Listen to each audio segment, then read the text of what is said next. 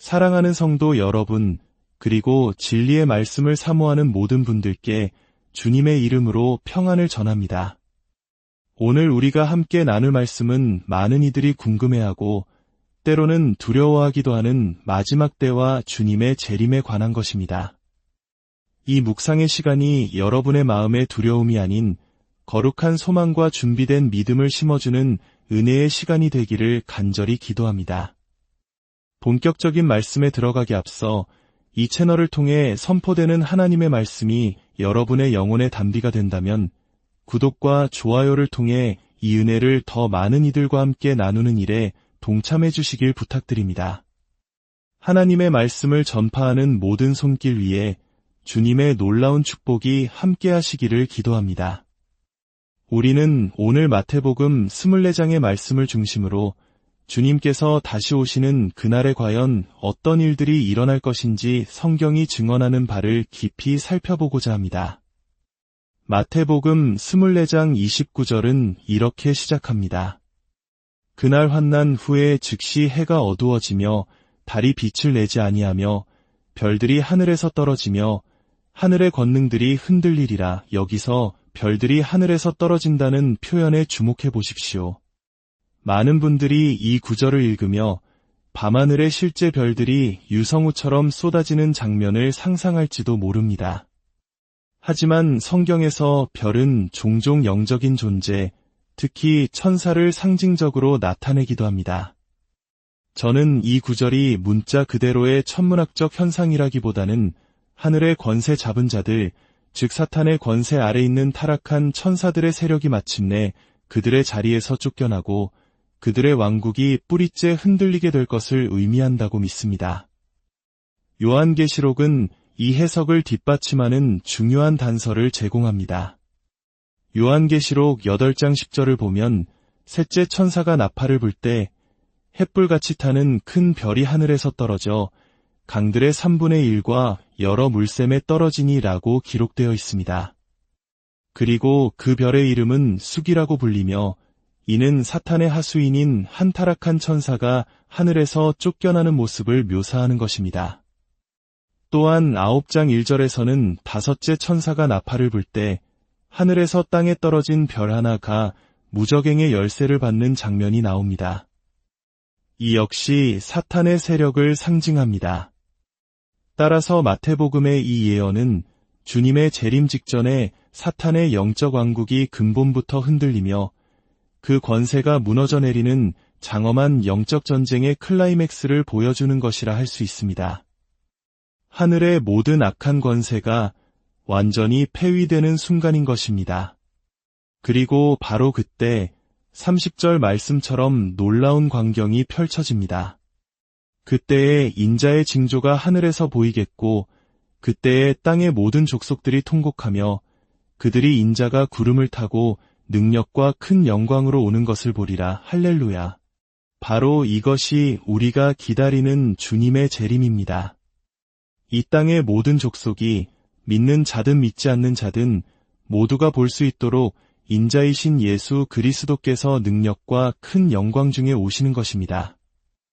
우리 모두가 그 영광스러운 광경을 목도하는 특권을 누리게 되기를 소망합니다. 자, 이제 많은 기독교인들이 관심을 갖는 주제, 바로 휴거에 대해 더 깊이 들어가 보겠습니다. 저는 특정 신학이론을 공격하려는 것이 아니라 오직 성경이 무엇을 말하는지에 대한 진리를 탐구하는 데에만 관심이 있습니다. 데살로니가전서 4장은 주님의 재림 순간에 일어날 일들을 가장 상세하게 묘사하는 본문 중 하나입니다. 사도 바울은 13절부터 이렇게 말합니다. 형제들아, 자는 자들에 관하여는 너희가 알지 못함을 우리가 원하지 아니하노니 이는 소망 없는 다른 이와 같이 슬퍼하지 않게 하려 함이라. 여기서 자는 자들이란 주님 안에서 먼저 세상을 떠난 성도들을 의미합니다. 바울은 그들의 마지막에 대해 무지하여 세상 사람들처럼 절망적인 슬픔에 빠지지 않기를 바랐던 것입니다. 이어서 16절과 17절은 그날의 영광스러운 장면을 생생하게 그려냅니다. 주께서 호령과 천사장의 소리와 하나님의 나팔 소리로 친히 하늘로부터 강림하시리니 그리스도 안에서 죽은 자들이 먼저 일어나고 그 후에 우리 살아남은 자들도 그들과 함께 구름 속으로 끌어올려 공중에서 주를 영접하게 하시리니 그리하여 우리가 항상 주와 함께 있으리라. 사랑하는 여러분, 이 구절을 자세히 보십시오.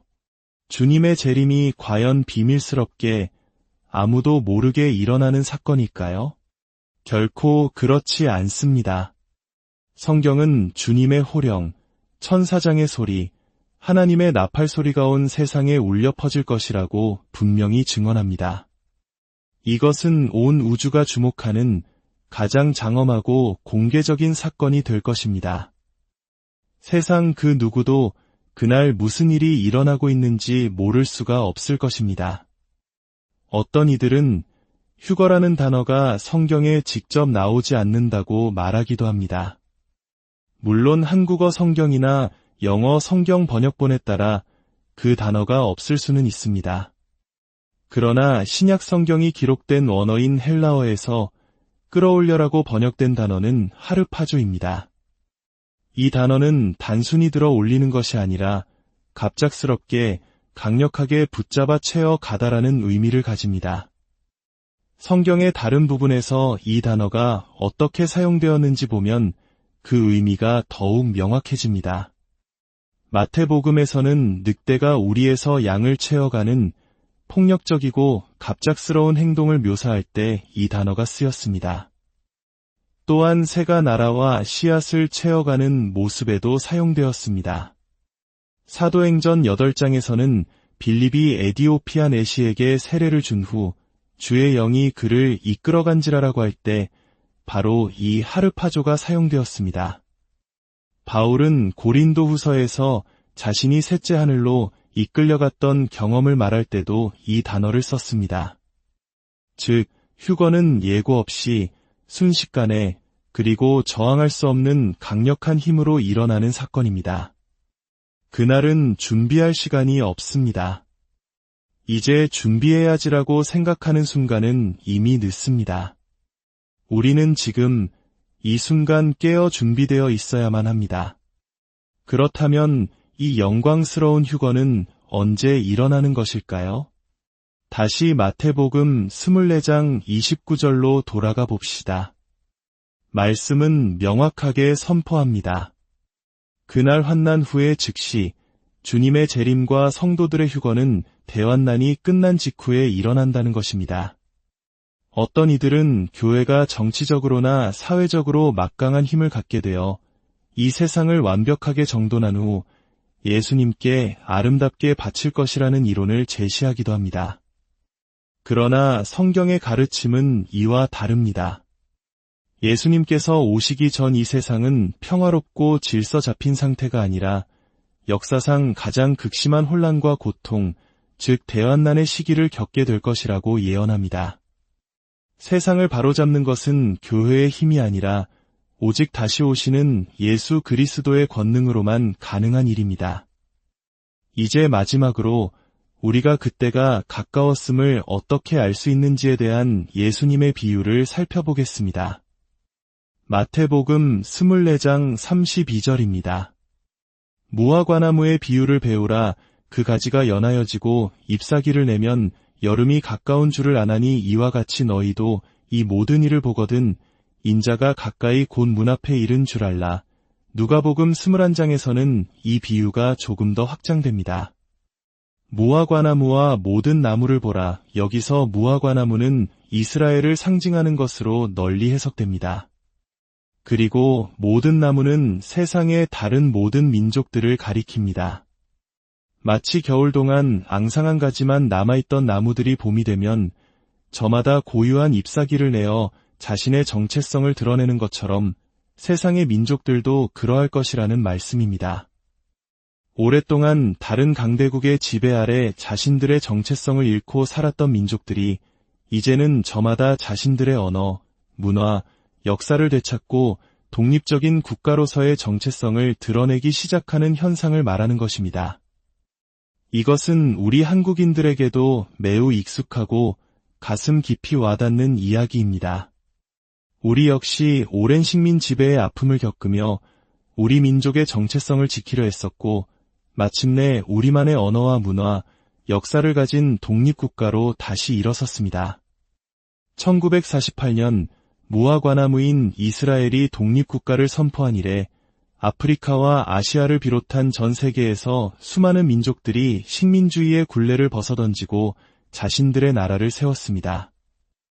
이것이 바로 예수님께서 말씀하신 모든 나무가 잎사귀를 내는 시대적 징표인 것입니다.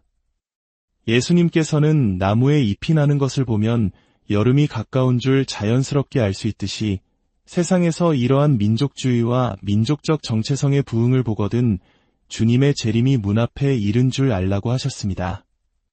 우리는 신학자나 목사에게 물어볼 필요도 없이 우리 눈으로 직접 이 시대의 징조를 보고 깨달을 수 있습니다. 사랑하는 성도 여러분, 세상은 점점 더 혼란스러워지고 고통의 소식은 끊이지 않을 것입니다. 해산의 고통이 아기가 태어나기 직전까지 계속 더 심해지는 것처럼 말입니다. 그러나 우리는 이 모든 징조들 속에서 절망하는 자들이 아닙니다. 우리는 오히려 소망을 품고 허리를 동이고 등불을 밝히는 자들입니다. 왜냐하면 이 모든 것은 우리의 신랑 되신 주님께서 우리를 데리러 오실 날이 아주 가까웠다는 신호이기 때문입니다. 우리가 구원받은 것은 우리가 예수님을 선택했기 때문이 아니라 창세전에 하나님께서 우리를 먼저 선택하셨기 때문임을 기억하십시오. 주님께서는 너희가 나를 택한 것이 아니요 내가 너희를 택하여 세웠나니 라고 말씀하셨습니다. 하나님께서는 자신이 택하신 모든 자녀를 알고 계시며 그 마지막 한 사람이 돌아올 때까지 이 시대를 끝내지 않으실 것입니다.